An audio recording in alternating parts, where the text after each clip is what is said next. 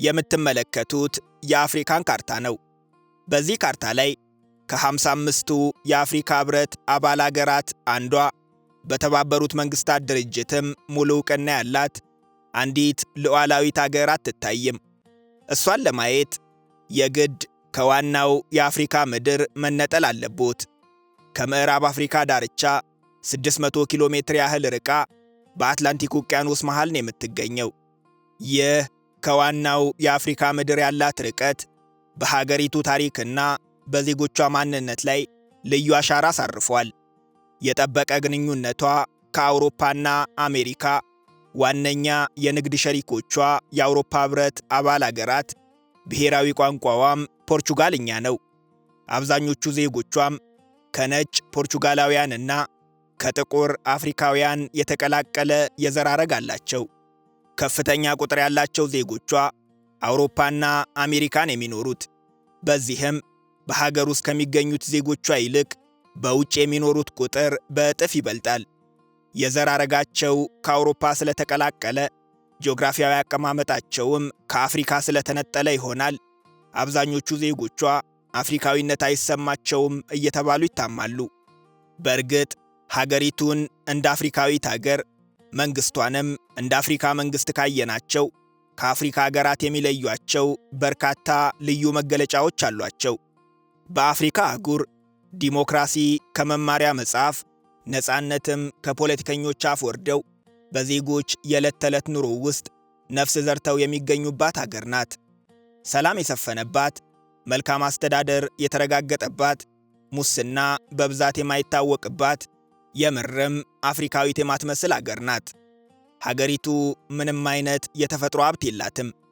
ተአምር ቢመስልም በአፍሪካ ምድር ግን በኑሮ ጥራት ከሚመሰገኑ የእጅ ጣት ከማይሞሉ አገራት አንዷ ናት። ይህች አገር ኬፕ ቨርዴ ትባላለች። ካቦ ቨርዴ ሲባል ከሰሙም ስህተት የለውም። ይሄኛው የሀገሬው አጠራር ነው። ትንሽ ናት። በአትላንቲክ ውቅያኖስ ላይ የተበታተኑ 10 ደሴቶች አሏት። አጠቃላይ ስፋቷ 4000 ስኩዌር ኪሎ ሜትር ሲሆን የዜጎቿ ቁጥርም ከግማሽ ሚሊዮን አይበልጥም። የፖርቹጋል ቅኝ ግዛት ነበረች። እንደ አውሮፓውያን አቆጣጠር በ1456 ፖርቹጋላውያን ኬፕ ቨርዴ ሲደርሱ ደሴቷ ምንም አይነት ነዋሪ አልነበራትም። ከፖርቹጋል በፊትስ የሚለው ጥያቄ ግን አጨቃጫቂ ነው። አንዳንድ የታሪክ ተመራማሪዎች ፖርቹጋል ከመምጣቷ ከብዙ መቶ ዓመታት በፊት የምዕራብ አፍሪካ መርከበኞች ወደ ደሴቷ ይመላለሱ እንደነበር በመጥቀስ ይከራከራሉ። አንዳንድ ጥናቶች ደግሞ የመጀመሪያዎቹ የፖርቹጋል መርከበኞች ኬፕ ቨርዴ ሲደርሱ የተወሰኑ የእርሻ ምልክቶችን፣ ለምሳሌ የተቃጠሉ ደኖችንና የአፍሪካ ዝርያ ያላቸው እጽዋትን እንዳዩ በማስታወሻቸው ላይ ማስፈራቸውን ይጠቅሳሉ። ያም ሆኖ እስከ ዛሬ በደሴቶቿ ላይ በተደረጉ የአርኪኦሎጂ ቁፋሮዎች ከፖርቹጋሎች በፊት የነበረ የሰው ልጅ መቃብር፣ የቤት ቁሳቁስም ሆነ የሕንፃ ፍርስራሽ አልተገኘም። ዛሬ የምናያቸው የኬፕ ቨርዴ ዜጎች ከፖርቹጋል ቅኝ ግዛት በኋላ የሰፈሩ ናቸው። ለቅኝ ግዛት የመጡ ነጮች ከምዕራብ አፍሪካ በባርነት ከተወሰዱ ጥቁሮች ጋር እየተዋለዱ ከ500 ዓመታት በኋላ ዛሬ ከ75 ከመቶ በላይ የሚሆኑት ዜጎቿ የነጭ ዘር ቅልቅል ያለባቸው ናቸው። ኬፕ ቨርዴ ከፖርቹጋል ቅኝ ግዛት የተላቀቀችው እንደ አውሮፓውያን አቆጣጠር በ1975 ነበር። ታላቁ የኬፕ ቨርዴና የጊኒ ቢሳው የነፃነት ታጋይ አሚልካር ካብራል ለነፃነቷ በከፈለው ዋጋ ይመሰገናል። ከነፃነት በኋላ ግን አፍሪካ ውስጥ የበረታውን የፖለቲካ አለመረጋጋትና ድህነት ሲያዩ ፖለቲከኞቿ ከአፍሪካ ይልቅ ፊታቸውን ወደ አውሮፓና አሜሪካ ዞሩ። ልክ ነው ባይባልም ውሳኔያቸው እንደጠቀማቸውም አይካድም። ምክንያት አብዛኞቹ የአፍሪካ አገራት በፖለቲካ አለመረጋጋት፣ በወታደራዊ መፈንቅለ መንግስትና በሙስና ሲታመሱ፣ ኬፕ ቨርዴ ግን በሀገር ውስጥ የሰከነ ዲሞክራሲ፣ ሰላምና መልካም አስተዳደርን ማስፈን ችላለች። በዓለም አቀፍ ደረጃም ወደ ሙሉ ዲሞክራሲ ከተጠጉ አገራት መካከል ነው የምትመደበው። በሕግ የበላይነት፣ በሰብአዊ መብቶች ጥበቃና ሙስናን በመከላከል በአፍሪካ ከመጀመሪያዎቹ አገራት መካከል አትታጣም። የሕግ የበላይነትና የፍርድ ቤት ነፃነት ከአብዛኞቹ የአፍሪካ ሀገራት የሚለያት ጠንካራ ጎኗ ነው። በሀገሪቱ የፖለቲካ መሪዎች በሕግ ፊት ተጠያቂ ናቸው። ፍርድ ቤቶች ከመንግሥት አካል ሙሉ በሙሉ ነፃ በመሆናቸው ፍትሕ ያሰፍናሉ፣ የዜጎችን መብትም ያስከብራሉ።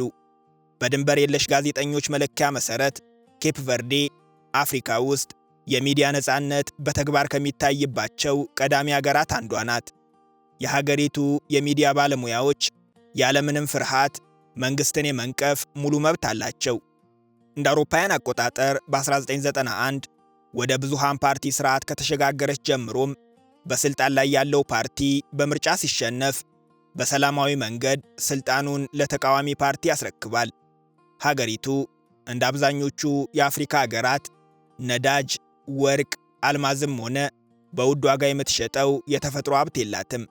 ነገር ግን ሙስናና ብልሹ አስተዳደር ስለሌሉ መንግሥት ውሱን ሀብቶቹን በአግባቡ እየተጠቀመ ኬፕ ቨርዴን መካከለኛ ገቢ ካላቸው አገራት ተርታ አሰልፏታል።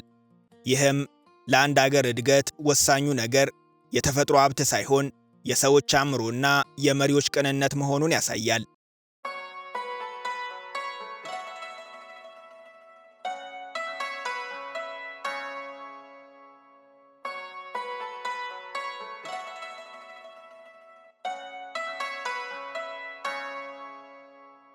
ኬፕ ቨርዴ ከአውሮፓ ኅብረት ጋር የልዩ አጋርነት ስምምነት ያላት ብቸኛዋ የአፍሪካ አገር ናት። ይህ ስምምነት ለሀገሪቱ ወሳኝ ጥቅሞችን አስገኝቶላታል። የመጀመሪያው የኬፕ ቨርዴ የመገበያያ ገንዘብ ኤስኩዶ በቀጥታ ከዩሮ ጋር የተሳሰረ የምንዛሬ ዋጋ እንዲኖረው መደረጉ ነው። ይህ ስምምነት አብዛኞቹ የአፍሪካ አገራት የሚታመሱበት የገንዘብ ግሽበት በኬፕ ቨርዴ እንዳይከሰት አድርጓል። የአውሮፓ ኅብረት ኢኮኖሚ ሲረጋጋ የኬፕ ቨርዴም ኢኮኖሚ አብሮ ይረጋጋል። በዚህ ስምምነት መሠረት የአውሮፓ ኅብረት የባሕር ኃይል ከኬፕ ቨርዴ የድንበር ጠባቂዎች ጋር በጋራ በመሆን ለሀገሪቱ ከፍተኛ የደህንነትና የድንበር ጥበቃ ያደርግላታል። በአትላንቲክ ውቅያኖስ ላይ ተበታትነው የሚገኙት የሀገሪቱ ደሴቶች ከፍተኛ የአደንዛዥ ዕፅና ሕገወጥ የሰዎች ዝውውር በሚካሄድበት ቀጠና ላይ እንደመገኘታቸው የአውሮፓ ኅብረት እገዛ የማይተካ ሚና አለው። የሀገሪቱ ዜጎችም ወደ አውሮፓ ኅብረት አባል አገራት መጓዝ ሲፈልጉ ከሌሎች የአፍሪካ አገራት እጅግ የተለየ የቀለለ ልዩ የቪዛ አገልግሎት ያገኛሉ። ለዚህም ይመስላል ዛሬ ላይ በሀገሪቱ ከሚገኙ ዜጎች ተመሳሳይ ቁጥር ያላቸው ዜጎቿ በአውሮፓ በተለይም በፖርቹጋል፣ በፈረንሳይና በኔዘርላንድስ ይኖራሉ። ከፍተኛ ቁጥር ያላቸው ዜጎቿም በአሜሪካ ይኖራሉ። የዜጎቿ በብዛት መሰደድ ለኬፕ ቨርዴ ኢኮኖሚ ከፍተኛ ጥቅም አለው። በሀገር ቤት የሚገኝ አንድ ዜጋ በአማካይ አውሮፓ ወይም አሜሪካ የሚኖሩ 2 ዘመዶች አሉት። እነዚህ ዜጎች በየዓመቱ ወደ ሀገር ቤት የሚልኩት ገንዘብ ከሀገሪቱ አጠቃላይ የሀገር ውስጥ ምርት እስከ 15 ከመቶውን ይሸፍናል። ይህ ገንዘብ በቀጥታ በዜጎች እጅ የሚገባ በመሆኑ ድህነትን በመቀነስ ረገድ ቀላል የማይባል ሚና አለው። በሀገሪቱ ባንኮች ውስጥ ካለው ተቀማጭ ገንዘብም ከፍተኛውን ድርሻ የሚይዘው የዳያስፖራው ገንዘብ ነው። ይህ ገንዘብ የውጭ ምንዛሪ ክምችትን በማሳደግ ሀገሪቱ ከውጭ የምታስገባቸውን ምግቦችና ሸቀጦች በቀላሉ እንድትገዛ ዋስትና ሆኖ ያገለግላታል። በደሴቶቹ ላይ የሚገነቡ ዘመናዊ ሕንፃዎች፣ ሆቴሎችና አዳዲስ የሚጀመሩ ንግዶች በአብዛኛው የዳያስፖራው ናቸው። ይህም የሥራ ዕድል በመፍጠር የኮንስትራክሽንና የአገልግሎት ዘርፉንም በማነቃቃት ኢኮኖሚውን ያግዛል። የሀገሪቱ መንግሥትም ቢሆን ለዳያስፖራው ማኅበረሰብ ልዩ ክብር አለው። 72 መቀመጫዎች ባሉት የኬፕ ቨርዴ ፓርላማ ውስጥ በውጭ አገራት የሚኖሩ ዜጎች 6 መቀመጫ አላቸው። ይህም በሀገራቸው ምርጫ ሲካሄድ ድምፅ የመስጠት፣ እጩ ሆኖ የመወዳደርና በሚመለከቷቸው ጉዳዮች ላይ በማኅበራዊ ሚዲያ ሳይሆን በቀጥታ የመሳተፍን ዕድል ይሰጣቸዋል። ሌላኛው የኬፕ ቨርዴ ጠንካራ ጎን ድርብ ዜግነትን መፍቀዷ ነው። ከኬፕ ቨርዴያውያን ቤተሰቦች የተገኙ 2ኛና 3ኛ ትውልድ ዳያስፖራዎች ሳይቀሩ ዜጋ የመሆን መብት ስላላቸው ከሀገራቸው ጋር ያላቸውን ትስስር አያጡትም። ኬፕ ቨርዴ ከአውሮፓና አሜሪካ ጋር የፈጠረችው ጥብቅ ትስስር ዜጎቿን ወደ ውጪ ለመላክ ብቻ ሳይሆን ቱሪስቶችን ለመሳብም ረድቷታል። ወደ ሀገሪቱ ከሚገቡት ቱሪስቶች መካከል ከ80 ከመቶ በላይ የሚሆኑት ከአውሮፓ በተለይም ከእንግሊዝ፣ ጀርመን፣ ፈረንሳይና ፖርቹጋል በቀጥታ በረራ የሚመጡ ናቸው። በዚህም እንደ ሳልና ቦአቪስታ ያሉ ደሴቶቿ የዓለም አቀፍ ቱሪስቶች መሸሸጊያ ሆነዋል።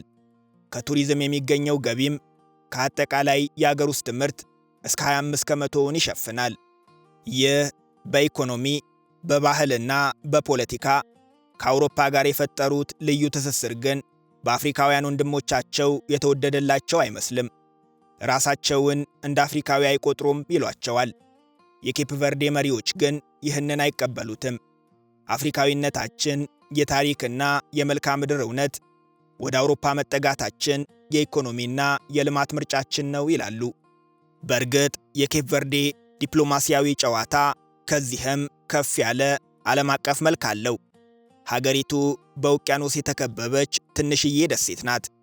ነገር ግን በመልክዓ ምድራዊ አቀማመጧ በአፍሪካ፣ አውሮፓና በአሜሪካ አህጉራት መካከል ስለምትገኝ በዓለም አቀፍ ፖለቲካና ወታደራዊ ስትራቴጂ ውስጥ ቁልፍ ሚና አላት።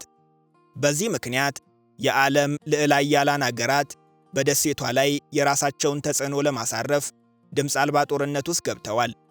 ቻይና በአትላንቲክ ውቅያኖስ የባህር ንግድ ላይ ተጽዕኖዋን ለማስፋት ኬፕ ቨርዴን እንደ ዋነኛ የመጫወቻ ካርድ ትቆጥራታለች። በዚህም ከፍተኛ ገንዘብ በማፍሰስ የሀገሪቱን ገጽታ ቀይረዋለች። ዋና ከተማዋ ውስጥ የሚገኘው ግዙፉና ዘመናዊው የፓርላማ ሕንፃ፣ ብሔራዊው ስቴዲየም፣ የውጭ ጉዳይ ሚኒስቴር፣ የፕሬዝደንቱ ቤተ መንግሥት እድሳት ሳይቀር በቻይና መንግሥት በነፃና በብድር የተገነቡ ናቸው። ቻይና ተጽዕኖዋን በማስፋት በሳን ቪንሴንቴ ደሴት ላይ ግዙፍ የኢኮኖሚ ዞን ለመገንባት አቅዳለች። ይህም ከኬፕ ቨርዴ ጋር ጠንካራ ትስስር ባላቸው በምዕራባውያን ዘንድ ትልቅ ስጋትን ፈጥሯል።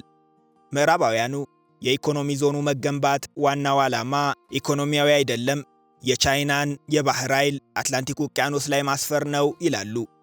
ቻይና በአትላንቲክ ውቅያኖስ ቀጠና ላይ የጦር ሰፈር እንዲኖራት መፍቀድ ደግሞ ለዘመናት በአካባቢው ይዘውት ከቆዩት ወታደራዊ የበላይነት አንጻር ታላቅ ኪሳራ ነው። ይህንን ለመከላከል በኬፕ ቨርዴ ላይ ያላትን ተጽዕኖም ለማሳደግ አሜሪካ ከፍተኛ የገንዘብና የደህንነት ድጋፍ ማድረግ ጀምራለች። በቅርቡም ለልማት በሚል ስም ከፍተኛ መጠን ያለው ገንዘብ በነፃ ሰጥታታለች። የአሜሪካ የባህር ኃይልም አደንዛዥ ዕፅንና የባህር ላይ ወንበዴዎችን ለመዋጋት በሚል የኬፕ ቨርዴና የአውሮፓ ህብረትን ጦር ተቀላቅሏል። በሌላ ወገን ኬፕ ቨርዴ ከኔቶ ጋር የጠበቀ ግንኙነት አላት። እንደ አውሮፓውያን አቆጣጠር በ2006 ኔቶ በአፍሪካ ምድር ላይ ለመጀመሪያ ጊዜ ታላቅ ወታደራዊ ልምምዱን ያደረገው የኬፕ ቨርዴ ደሴቶች ላይ ነበር። ትንሽዬዋ ኬፕ ቨርዴ በእነዚህ ግዙፍ ሀገራት መካከል ጥቅሟን እያስጠበቀች የምትራመድበት መንገድ የመሪዎቿን ብልሃት ያሳያል። መሪዎቿ በአንድ አገር ጉያ ውስጥ በመሸጎጥ ከሌላው አገር ጥቅማቸውን ማጣት አይፈልጉም። ስለዚህ ነፃና ገለልተኛ ዲሞክራሲ የተባለ ፖሊሲ ይከተላሉ። ከቻይና ጋር በመተባበር መሠረተ ልማቶችን ይገነባሉ። ከአሜሪካ ጋር በመተባበር ወታደራዊ ሥልጠና ያገኛሉ። ከአውሮፓ ህብረት ጋር ደግሞ የኢኮኖሚና የገንዘብ ትስስራቸውን ያጠናክራሉ። በእርግጥ መንገዱ አልጋ ባልጋ አይደለም። ጽንፍ በያዙ የሀያላን አገራት ፍላጎቶች መሃል መቆም በቀጭን ገመድ ላይ እንደመራመድ ያለ ልዩ ጥንቃቄ፣ በሳል ውሳኔና ብልህ መሪ የሚጠይቅ ነው።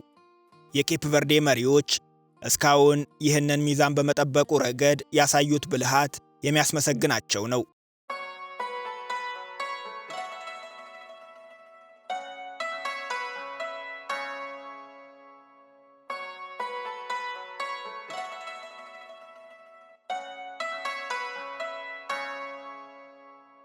የኬፕ ቨርዴ ዋና ከተማ ፕራያ ትባላለች። በሳንቲያጎ ደሴት ደቡባዊ ጫፍ ላይ የምትገኘው ይህቺ ከተማ ከ170 ሺህ በላይ ነዋሪዎች አሏት። ከ3 የሀገሪቱ ዜጎች አንዱ እዚህ ነው የሚኖረው እንደማለት ነው። ፕራያ የኬፕ ቨርዴ የፖለቲካ፣ የኢኮኖሚና የባህል እምብርት ናት። ከተማዋ የተመሠረተችው ከፍታ ባለው ድንጋያማ አምባ ላይ ነው። በ16ኛውና በ17ኛው ክፍለ ዘመን የባህር ላይ ወንበዴዎች ደሴቶቹን በተደጋጋሚ ያጠቁ ነበር። ፖርቹጋላውያን ቅኝ ገዢዎች ራሳቸውን ከጥቃት ለመከላከል ሲሉ ከፍ ያለ አምባ ፈልገው ከተማዋን መሠረቷት። ከፕራያ በፊት የኬፕ ቨርዴ ዋና ከተማ ሲዳዴ ቬሊያ ነበረች። ሲዳዴ ቬሊያ አውሮፓውያን ከሰሃራ በታች የገነቧት የመጀመሪያዋ የቅኝ ግዛት ከተማ እንደሆነች ይነገራል። እንደ አውሮፓውያን አቆጣጠር በ1712 ፈረንሳያዊው የባህር ላይ ወንበዴ ዣክ ካሳርድ ሲዳዴ ቬሊያን ዘርፎ ሙሉ በሙሉ ስላወደማት በ1770 ፖርቹጋሎች የቅኝ ግዛት ዋና ከተማቸውን የተሻለ ደህንነት ወዳላት ፕራያ አዘዋወሩ። የዛሬዋ ፕራያ ሁለት የተለያዩ ክፍሎች አሏት። የመጀመሪያው ፕላቶ ይባላል። ይሄኛው ፕራያ የተቆረቆረችበት አካባቢ ነው። ተራራ ላይ ነው የሚገኘው። ጸጥታ የተሞላ የአውሮፓ አይነት ካፌዎችና የፖርቹጋል ኪነ ሕንፃ የሚታይበት ፕራያ የተቆረቆረችበት አካባቢ ነው። ከአምባው ወረድ ብሎ የሚገኘው አዲሱ አካባቢ ደግሞ የከተማዋ እውነተኛው የአፍሪካዊነት መገለጫ ነው። በሰው የተጨናነቀ የምዕራብ አፍሪካ ደማቅ ጨርቆች፣ ቅመማ ቅመሞች፣ የጎዳና ላይ ምግቦችና የባህል ሙዚቃዎች የሚሰሙበት ሱኩፒራ ገበያ የሚገኝበት የከተማዋ የልብ ትርታ ነው። የኬፕ ቨርዴን እውነተኛ ማንነት ለማየት በአካል ፕራያ መገኘት ካልቻሉ ቢያንስ ሙዚቃዋን ማዳመጥ ይችላሉ። ኬፕ ቨርዴያውያን ሐዘንና ደስታ፣ ናፍቆትና ተስፋቸውን የሚወጡት በዜማ ነው። ብዙ ዜጎቿ ከሀገር ውጭ እንደሚገኙ ነግረናቸዋል። እነዚህ በስደት ላይ የሚገኙ ዜጎቿ ሀገራቸውን ይናፍቃሉ። ሀገር ቤት የቀሩት ደግሞ የሄዱትን ይናፍቃሉ። ይህ የጋራ የናፍቆት ስነ ልቦና ሞርና የተባለውን የትዝታ ዜማ ወለደው። ይህንን የትዝታ ዜማ ይዛ ወደ ዓለም መድረክ የወጣችውና ኬፕ ቨርዴን በዓለም የሙዚቃ ካርታ ላይ በደማቁ የሳለችው ድምፃዊት ሴሳሪያ ኤቮራ ትባላለች። ሴሳሪያ በኬፕ ቨርዴ የወደብ ከተማ ሚንደሎ ውስጥ የተወለደች፣ ለብዙ ዘመናት ጥቂት ሳንቲሞች ብቻ እየተከፈሏት ለመርከበኞች ስትዘፍን የኖረች እውነተኛ የጎዳና ላይ ድምፃዊት ነበረች። ዕድሜዋ 50 ዓመት እስኪሞላት ድረስም ዓለም አቀፍ ዕውቅና አልነበራትም። የሚደንቀው ከ50 ዓመቷ በኋላ ወደ ዓለም አቀፍ መድረክ መጥታ እንደ አውሮፓውያን አቆጣጠር በ2004 በሙዚቃው ዓለም ትልቁ የሆነውን የግራሚ ሽልማት በማሸነፍ የሀገሯን ስም ከፍ አድርጋለች።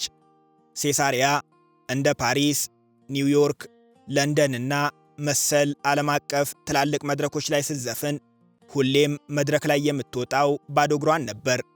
በዚህም በመላው ዓለም የባዶ እግሯ ንግሥት እየተባለች ነበር የምትጠራው። ኬፕ ቨርዴ ደካማ ጎኖች ካሏት የመጀመሪያው የተፈጥሮ ሀብት የሌላት አገር መሆኗ ነው። ይህ ለሰው ልጅ ሕይወት መሠረታዊ የሆነውን ውሃን ይጨምራል። በሁሉም አቅጣጫ በግዙፉ የአትላንቲክ ውቅያኖስ የተከበበች ብትሆንም በከፍተኛ የውሃ ጥም የምትሰቃይ አገርም ናት። በደሴቶቹ ላይ ምንም አይነት ወራጅ ወንዝ፣ የተፈጥሮ ሐይቅም ሆነ የከርሰ ምድር ውሃ አይገኝም። ዝናብ ደግሞ በዓመት ውስጥ ለጥቂት ቀናት ብቻ ነው የሚዘንበው። አንዳንዴ ለዓመታት የማይዘንብበት ጊዜም አለ። በዚህ ምክንያት የኬፕ ቨርዴ ሕልውና የተንጠለጠለው የባህር ውሃን ወደ መጠጥ ውሃ በሚቀይር ቴክኖሎጂ ላይ ነው። ነገር ግን ቴክኖሎጂው ከፍተኛ የኤሌክትሪክ ኃይል ይፈልጋል። ኬፕ ቨርዴ ደግሞ ኤሌክትሪክ ለማምረት ከፍተኛ ተግዳሮቶች አሉባት። በዚህ ምክንያት ውሃ ለማጣራት የምትጠቀመው ነዳጅን ነው። ይህም በተለያዩ ምክንያቶች የዓለም የነዳጅ ገበያ በሚስተጓጎልበት ወቅት የሀገሪቱ የመጠጥ ውሃ አቅርቦት ችግር ውስጥ ይወድቃል። ሀገሪቱ በውቅያኖስ ላይ ከተበታተኑ ትናንሽ ደሴቶች የተገነባች በመሆኑ ወጪው ከፍተኛ ቢሆንም የውሃ ማሽኖቹን በነዳጅ ፋንታ በታዳሽ ኃይል ለማንቀሳቀስ በፀሐይና በንፋስ ኃይል የሚሰሩ የኤሌክትሪክ ማመንጫዎችን ለመገንባት ሰፊ ዕቅድ ይዛለች።